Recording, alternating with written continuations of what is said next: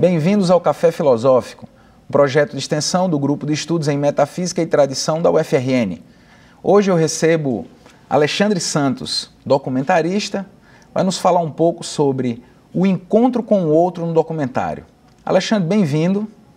Eu sei que você vai falar um pouco sobre o excepcional documentário do João Moreira Salles, o Santiago, mas antes eu quero que você me fale um pouco sobre sua pesquisa, quais suas convicções, como você se encontrou com o cinema e como você se interessou pelo documentário, pela linguagem documental em si. Bem-vindo, fica à vontade, a palavra é sua. Okay, agradeço o convite, sempre me interessei pelas artes, né? A minha formação é na área de comunicação social e dentro dessa área de comunicação social, tanto em rádio e televisão como em jornalismo, essas graduações que eu fiz, meu interesse maior era com o audiovisual, com o cinema. E aos poucos fui me envolvendo, né? E já gostava também muito de documentário. É um gênero que é muito desprezado, é um gênero que a partir da década de 90 para cá é que tem ganhado substancialmente espaço, sobretudo na televisão e também espaço no cinema, mas é um gênero importantíssimo, primeiro para a preservação da nossa memória, né? Para que a gente possa conhecer essas histórias que estão acontecendo o tempo todo, inclusive agora, que estão sendo gravadas e que vão ser contadas e que a gente pode ter acesso sem necessariamente estar lá. E aí esse interesse fez com que eu adentrasse nesse campo, no campo do audiovisual e sobretudo no campo do documentário. Me especializei também em artes visuais, eu tenho um interesse muito grande por fotografia, mas me interesso muito pelo outro, pela outra pessoa, porque eu acho que nas relações humanas é que está o X da questão, né? A gente debate muitos assuntos, muitas coisas, mas no fundo são as relações humanas que pautam os grandes temas da nossa sociedade. Muito bem.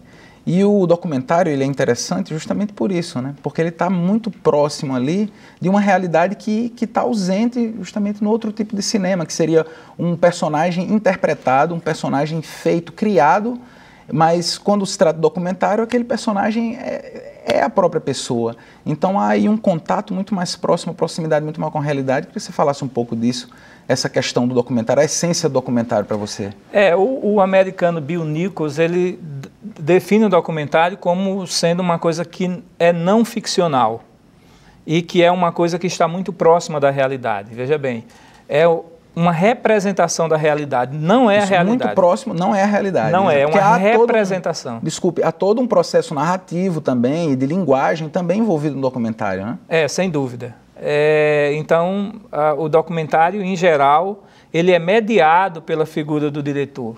O diretor, ele é uma espécie de mediador, que tem aquela história e que vai contar aquela história. Naturalmente, quando você vai contar a sua história, você põe um pouco de você, né? E você capta a realidade daquele momento, né? Se você voltar novamente para filmar, naturalmente já mudou. Quer dizer, o presente, dizem que o presente dura 3 segundos. Quer dizer, o que a gente acabou de conversar aqui já é passado. Então, partindo desse pressuposto, o documentário é um acontecimento dentro, naturalmente, do espaço e do tempo, e que é contado, que é narrado, né, muitas vezes pela figura do narrador, que às vezes é o próprio diretor ou não, e às vezes é contado pelo próprio personagem. A grande diferença é que quando você termina de filmar um documentário, a vida das pessoas continuam da mesma forma. E o filme de ficção não, né? É uma coisa que não é real, que é criada, que é elaborada. E quando você termina de filmar a ficção, as pessoas voltam a viver a sua antiga vida. No documentário, não, a vida continua. E é isso que me fascina muito no documentário, essa possibilidade de ser esse mediador, né, de manter esse contato com essas pessoas e de contar essas histórias que eu considero importantes, mas uma responsabilidade muito grande.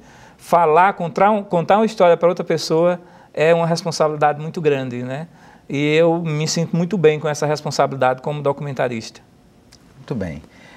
Alexandre, antes da gente entrar propriamente no Santiago e na questão do encontro com o outro, eu queria que você falasse um pouco sobre a história do documentário. Você me falou agora há pouco do documentário da década de 20, e assim, como esse gênero que era considerado maldito foi ganhando espaço. Eu queria que você falasse um pouco sobre isso. Nós temos na história, em 1924, um documentário, Nanuque do Norte, que era sobre uma colônia de pescadores, e era naturalmente um documentário muito mais de observação.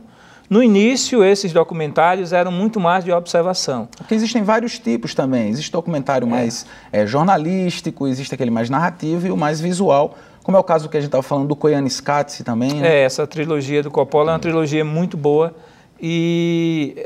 mas são documentários muito mais de observação. Quer dizer, você observa, filma, né? E talvez exista uma pureza muito grande nesses documentários de observação, porque muitas vezes as pessoas nem sabem que estão sendo filmadas. Né? Porque o próprio aparato da câmera, essa situação em que eu estou aqui, em que tenho câmeras, tem uma equipe técnica, tem você me perguntando, né?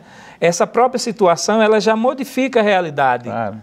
A minha realidade, a sua realidade e, naturalmente, a realidade de quem está assistindo esse programa, você que está assistindo esse programa agora.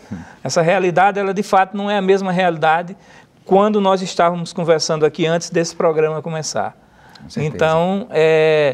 Então, a história do cinema documentário começam filmando essa realidade, ainda com imagens do cinema mudo e depois colocando músicas, né? O Dziga Vertov, O Homem com a Câmera, é um bom exemplo disso. Fantástico. Né? Esse filme fantástico, é um bom exemplo disso, muito atual até agora. É possível fazer documentário até hoje dessa forma. Isso? Um filme russo, né? Filme russo, e que muita gente diz, inclusive, que esse filme documentário também é os primórdios do videoclipe, porque naturalmente a música e a montagem e o ritmo, ele dá um certo ritmo. Existem umas imagens cortadas de pessoas trabalhando, dos operários, a mão dos operários e o rosto em cima. Exato. Esse filme é sensacional. Sensacional. Qual década o Homem com a Câmera? Isso é do 1920, por aí. Certamente é uma revolução aí, né? Sem dúvida. Né? Então, e aí o documentário ele começa a acontecer em todas as partes do mundo, inclusive no Brasil. E o documentário ele se firma também porque, por ser uma produção mais fácil, por você não precisar estar trabalhando necessariamente com atores, com maquiagem, com figurino, com cenários. Quer dizer, tudo isso são custos inerentes da produção de ficção. E aí o documentário começa a se tornar mais interessante, porque, sobretudo com a democratização da década de 80 para cá, principalmente da década de 90, a democratização do acesso aos meios de produção audiovisual. Hoje você compra uma câmera com menos de R$1.000 e tem condições de produzir o seu filme. Tem gente produzindo filme com celular, né? A gente sabe que tecnicamente a imagem talvez não seja muito boa, mas narrativamente pode ser interessante, esteticamente pode ser interessante, porque isso independe de equipamento, né? Contar a história independe de equipamento. Isso cabe muito mais à criatividade e à vontade do diretor e do próprio objeto de trabalho também ser interessante, ser instigante. Pois é. E aí essa perspectiva que daqui a pouco a gente vai falar, que é essa perspectiva dialógica de quem filma e de quem tem a sua vida filmada. Né? Mas é interessante a gente perceber, já dentro dessa perspectiva, de que o filme necessariamente ele não pertence ao diretor, ao documentarista. Na pior das hipóteses ou na melhor delas, vai pertencer a ele, a pessoa que está tendo a sua vida filmada, e esse sentido ele só vai se completar quando uma outra pessoa, outras pessoas naturalmente, a plateia for assistir numa sala de cinema, numa televisão, num DVD, seja onde for. Aí completa o sentido. Então, talvez seja um erro para muitos documentaristas, principalmente que estão começando, dizer, por exemplo, o meu filme. Eu, particularmente, a gente está começando a trabalhar na ideia do documentário, e a minha ideia é que nos créditos seja um filme de todo mundo que participou dele, e não um filme somente do diretor. Né? Isso pode até ocorrer numa ficção, em que você tem um controle total sobre o processo. E controlar todo o processo de um documentário é ir contra essa perspectiva dialógica, do diálogo, de perceber que o outro, que está sendo ali entrevistado, está na mesma condição de você. São duas pessoas construindo uma história para uma terceira que vai completar esse sentido. e não uma pessoa querendo contar uma história. Se eu fosse fazer um documentário sobre a sua vida, olha que responsabilidade falar, Alan, sobre a sua vida. Eu conheço pouco, mas eu ia fazer uma pesquisa e contar a história da sua vida. Não é grande essa responsabilidade? É verdade. E aí seria a sua visão, mais a minha história e mais a interpretação do espectador. Naturalmente. Ou seja, a completude do filme se dá com um conjunto de vários fatores e não só de uma visão fechada do diretor. É isso? E se eu dissesse, Alan, vem cá, a gente tem que contar a sua história. Como é que a gente pode contar essa história? Aí já é uma situação diferente. Eu já estou trazendo você para que você me fale, me traga ideias e a gente construa isso junto. Essa é a perspectiva dialógica, né? De você levar em conta o outro, não outro objeto, não outro personagem, mas o outro igual a você.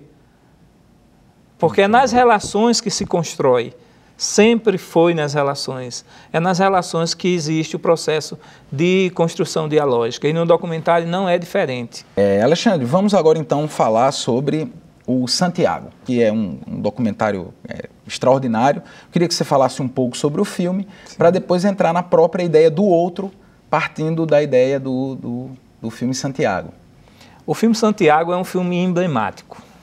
E é um filme interessante para a gente tratar desse assunto. E maravilhoso de se assistir, diga-se de passagem. Muito bom, é um documentário maravilhoso, um documentário de perfil sobre a vida de um mordomo que pertenceu a uma família da aristocracia brasileira, né, a família Salles. O documentário, boa parte das imagens, principalmente a entrevista, se passa na própria casa onde o mordomo trabalhou, que hoje essa casa abriga o Instituto Moreira Salles. Então, boa parte das cenas foram filmadas nesse local, né? E boa parte dessas imagens não foram utilizadas, algumas foram utilizadas. E é um filme belíssimo, porque nos mostra duas coisas importantíssimas. Primeiro, que a perspectiva dialógica é importante. O fato de o outro fazer parte do filme juntamente com o diretor e construir esse filme junto é o primeiro ponto, né? Ponto importantíssimo. E esse ponto ele não acontece na primeira tentativa, quando o filme é gravado. Isso é construído depois, na ilha de edição, com a reflexão do Moreira Salles, que aí vai na voz de Fernando, que é irmão dele, porque tem a dicção melhor. Então o filme é todo narrado em primeira pessoa, não é? É o diretor falando sobre o processo de construção do filme em tom confessional e lamentando pelos erros que cometeu durante a gravação, tentando se redimir e ao mesmo tempo mostrando para quem está assistindo de que a realidade nem sempre é aquela que a gente está assistindo. Aliás, ele nos adverte, o Moreira Salles nos adverte no início dizendo, justamente questionando, existe verdade no documentário? É um questionamento que ele se faz e ele procura responder isso durante o filme, mas naturalmente é bom que não seja respondido. É bom que cada um procure essa reflexão. E aí é um documentário muito bom para a gente falar sobre esse assunto da perspectiva dialógica, porque ele vai justamente perceber esses erros cometidos durante a gravação, vai perceber o quanto se distanciou do outro, né, no caso do Santiago, e ele vai procurar remediar isso através de uma nova montagem, na ilha de edição, contando essas histórias e ao mesmo tempo pedindo desculpa. Né? É bom que a gente frise que esse filme é um filme que passou 13 anos para ser construído, porque o material ficou parado lá, né? Eu acho que 2002 a... Não, de 92 a 2005. O filme veio ficar pronto, lançado em 2006, 2007, ficar pronto, né? Mas aí ele começa a refletir sobre esse material e sobre a sua própria postura diante do outro. Quer dizer, o entrevistador e o entrevistado, existia uma diferença muito grande entre eles. Uma diferença que não tinha como ser diminuída, mas na realidade ele tem essa tentativa durante o filme. Porque no fim o Santiago está vendo o Moreira Salles como um patrão, como alguém que viveu com ele, como alguém da família dele, e no qual ele era subalterno, pois era um mordomo, né? E o que eu acho fantástico nesse filme, Alexandre, é que ele é gravado em 92, ele é editado e preparado em 2005, acho que ele foi lançado final de 2006 para 2007. Para 2007, exato. Então, você percebe que é um filme sobre o Santiago, sobre o personagem Santiago, sobre a pessoa Santiago, mas é um filme também sobre o filme que foi feito. Então, é uma metalinguagem envolvida aí, existe uma compreensão de cinema mais aberta.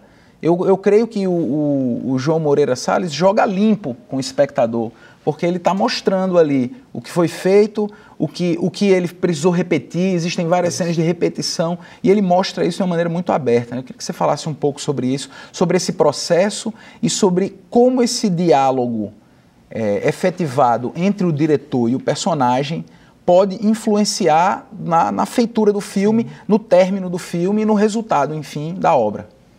Ele influencia porque essa relação é uma relação que deve começar a ser construída muito antes do momento da gravação. São os contatos, são as conversas inclusive informais, para que a pessoa se sinta à vontade o suficiente para poder conversar de uma forma bastante franca, aberta, né? Enfim, confiar no outro, né? Passa pela questão da confiança.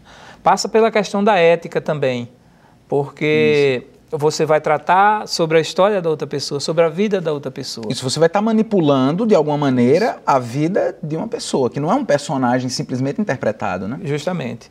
Aí essa manipulação ela pode ocorrer também no momento da edição, porque ali você pode cortar, retirar, montar. Claro.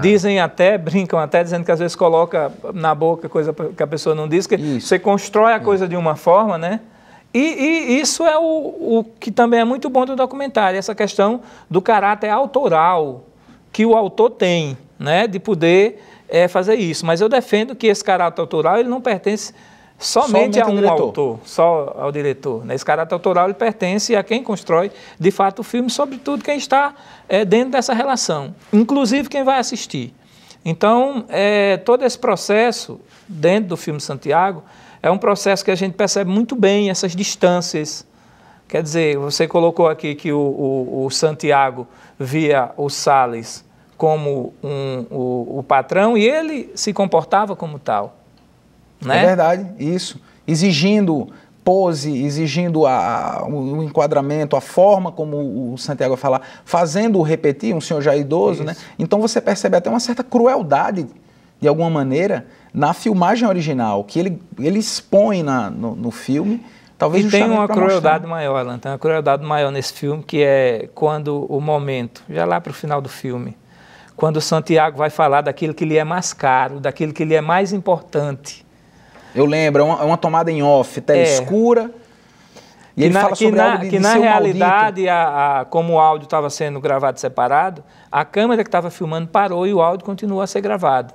Por isso que a tomada fica escura no filme. Tecnicamente foi parada a gravação, porque aquilo não interessava ao Joãozinho, como o outro colocava. O Santiago ia falar da sua condição, que ele coloca no filme como uma condição maldita. Na realidade não é uma condição maldita, mas ele colocava dessa forma, da sua homossexualidade.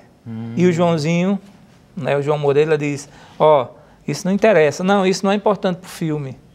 Mas talvez fosse aquilo que o próprio personagem que ele estava trabalhando fosse o mais importante e o mais decisivo no caso, né? E aí ele abandona isso, ele resolve colocar só o áudio depois que revisita o material.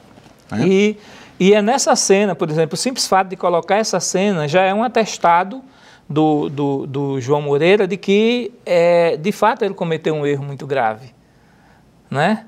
De fato, ele feriu essa perspectiva dialógica, que é essa perspectiva de a gente construir junto um filme. Como é que eu vou fazer um filme junto com você se só as minhas ideias é que tem que entrar? Que se tem que ser do jeito que eu quero, sobretudo se tratando de documentário. Que no documentário existe uma imprevisibilidade muito grande diante da realidade. E como eu falei para você, a realidade muda e vai mudando. Claro, é diferente do cinema ficcional, que está todo enquadrado em plano de sequência, é tudo muito certinho, tudo muito organizado. O documentário ele é mais orgânico, mais visceral nesse sentido, porque é mais imprevisível também. Exatamente. E a gente também não tem que se enganar, né? Hoje em dia existe um hibridismo muito grande de gêneros, de formatos, e aí você tem ficção misturado com documentário, claro. Existe o docudrama, que é aquele drama mais... Né? Então existe uma discussão muito grande de se perguntar, mas afinal, o que é documentário? né? E na nossa pesquisa a gente procura também se cercar desses autores e dessas pesquisas, tanto o Bill Nichols, que tem um livro sobre documentário, o Fernão Ramos, que é aqui da Universidade Federal Fluminense, que tem esse livro mais afinal, que é documentário. Quer dizer, já trazendo essa perspectiva nova de tentar compreender, porque determinadas cenas elas podem ser refeitas. Isso não é problema nenhum, né? Desde que eu não atente contra a veracidade dos fatos. Claro, e esse é um ponto muito importante que você falou, que é o ponto de vista ético. É uma ética que eu entendo do diretor para o personagem, mas também do diretor para o personagem e para o espectador que está vendo também, né? Eu acho que é necessário uma honestidade do documentarista para mostrar realmente o fato, o que aconteceu, né? De uma maneira mais condizente com o universo do personagem, do objeto, né? No caso do outro. Do outro. Então, essa perspectiva do eu e do outro é uma perspectiva que eu venho adotando nas nossas produções. Eu já trabalho com documentário especificamente há 7 anos, né? Tem filmes premiados por aqui, lá por fora, enfim. E cada vez mais eu tenho acreditado nessa perspectiva. E ela vai contra, por exemplo, essa lógica jornalística, a lógica da televisão. Por exemplo, respeitar o tempo do outro. O tempo da equipe de quem está filmando dificilmente é igual ao tempo de quem... Eu estava filmando aqui no interior do Rio Grande do Norte, em Florânia. Nós chegamos lá para fazer entrevista com uma dessas personagens. Era o filme Com Quantas Ave Marias Faz uma Santa, sobre uma questão religiosa lá. E aí a gente chegava, a pessoa tinha feito um bolo, tinha feito café, queria aquela conversa com a gente, ia nos receber. Não ia receber uma equipe de gravação, ia receber uma equipe de pessoas amigas para falar sobre um assunto, né? E em 2007, em Florânia, eu mesmo percebendo isso, eu disse, olha, com a equipe que a gente estava trabalhando, vem cá, a gente está num tempo errado, o tempo aqui é outro. A gente precisa estar no tempo desse povo para poder conversar com esse povo. Vamos remarcar o que a gente tem, o que der para a gente fazer, a gente faz, o que não der, a gente volta outro final de semana e continua. Mas vamos trabalhar dentro desse tempo. Não é esse corre-corre, pega equipamento, monta, né? Chega às vezes aquele aparato grande, técnico. Intimida. Os vizinhos vêm olhar, junta aquele monte. Não é por aí, né? Isso atenta muito contra o diálogo entre as pessoas, né? E o diálogo não é simplesmente a conversa, mas a compreensão, o respeito, a ética, isso é o diálogo no documentário. Isso. Eu concordo com você e acredito nessa possibilidade de aproximar o cineasta, o documentarista e o entrevistado.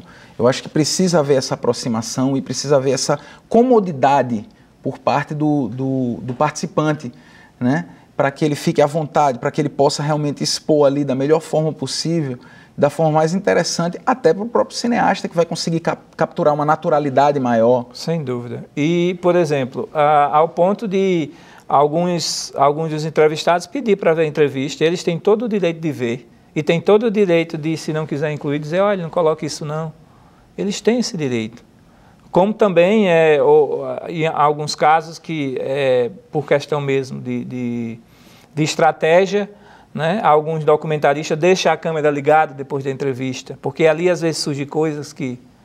né, e num desses casos que eu conheço, a pessoa acabou falando coisa que não queria que fosse publicada. Inclusive dizendo, olha, agora que vocês pararam aí a gravação, eu quero dizer o seguinte. Aí vai e diz, e aquela coisa está sendo gravada, e a pessoa às vezes não sabe que está sendo gravada, não é? Então isso atenta contra essa questão do respeito ao outro. É um pouco de desonestidade da parte do... E se a gente quer construir um mundo melhor, se a gente quer construir um mundo mais solidário, né? Em que as pessoas sejam respeitadas e a gente também seja respeitado, profissionalmente a gente tem que fazer isso.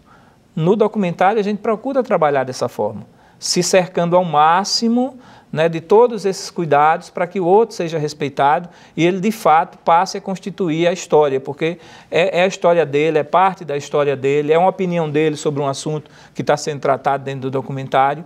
Isso tem que ser tratado com todo carinho, com todo respeito. Eu vou só citar um exemplo, como essa questão da edição é interessante e passa pela questão ética. Produzindo um certo documentário aí, a gente entrevistou uma pessoa que estava com o cabelo mal arrumado, né? Principalmente na parte de cima, e o cabelo não estava muito bonito. Então nós decidimos durante a edição fazer um corte, mais ou menos aqui na altura da testa da pessoa, melhorando o enquadramento, para que a pessoa parecesse melhor. Isso é respeitar, né? Isso claro. De certa forma, é um diálogo, mesmo sem o outro estar presente, para que você possa perceber. Essa questão ética perpassa por tudo isso. Muito bem. Alexandre, infelizmente o nosso tempo acabou. Eu quero lhe agradecer demais sua presença. Foi excelente a sua fala, muito esclarecedora. E você que está em casa, semana que vem tem mais. Até lá.